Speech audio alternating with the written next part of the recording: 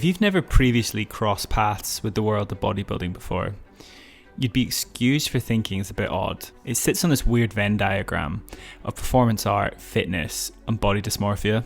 But if you or someone you know has competed, you know there's a lot more to it than that. When it comes to setting yourself a challenge, there are these levels of difficulty. I've run a couple of marathons, I've competed in jiu-jitsu before. Don't get me wrong, that was difficult. But ultimately I was enjoying myself throughout the process, and most importantly, everything in my life was essentially unchanged. Sure, a certain amount of your time is spent training, you clean up your diet, you make smart choices, but your life is ultimately still yours. But as I learned this summer from my brother, this is not the case when it comes to bodybuilding. Absolutely everything in your life becomes second note to meticulously weighing and tracking everything you do. It's not just physically challenging, it's mentally exhausting. At least that's what my brother Forrest told me in the lead up to his bodybuilding debut. A series of 2 shows, the first of which took us to Luton.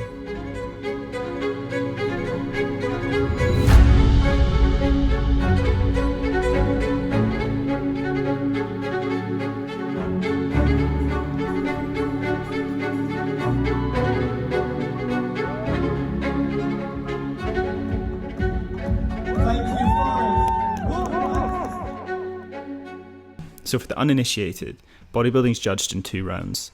The first is a group judging, so everybody lines up on stage at once, and the judges will move you depending on how you're looking. So basically, if you're moved in towards the middle, you're doing well, and if you find yourself on the edge, it's unfortunately not your day. So when Forrest's show started, he was getting moved one by one towards the middle, and we're freaking out.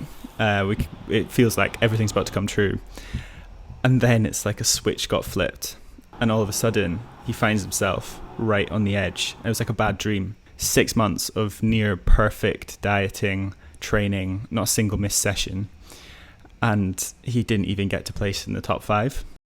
Afterwards, my friend Doug, who was coaching Forrest, asked the judges for feedback. And it turns out, from what they said, they wanted to place him higher based on his physique. But his shorts were too big. His fucking shorts. But the dream was still alive.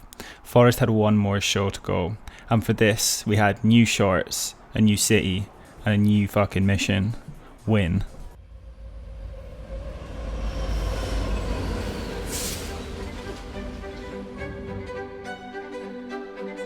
It was clear this time was going to be different. Forrest seemed more relaxed, more himself. He was ready to give it one final crack.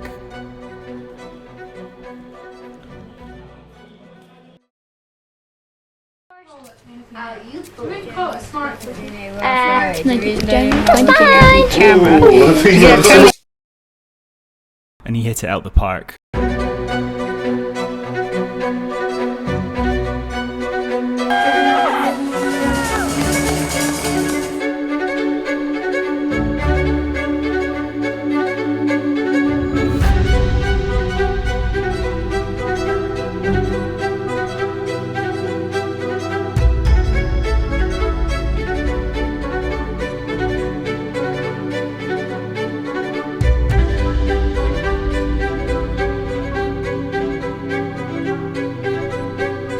Never in my life did I think I would be so close to tears watching a bodybuilding show.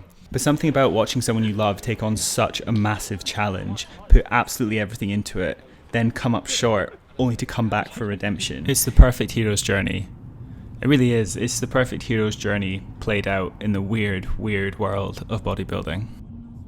I guess it's not really about bodybuilding or any particular sport. I think it's about what can happen if you actually try your hardest at something. And you won't always win. Hilarious quote from our mum, me and Forrest talk about sometimes. She once said that we're just not the kind of family that wins stuff. But I think she's got a point in the sense that everyone else entering that bodybuilding show had the goal of winning. So sometimes you will, sometimes you won't. You just got to do it for the love of the game. And that he did. But it does feel pretty good to win.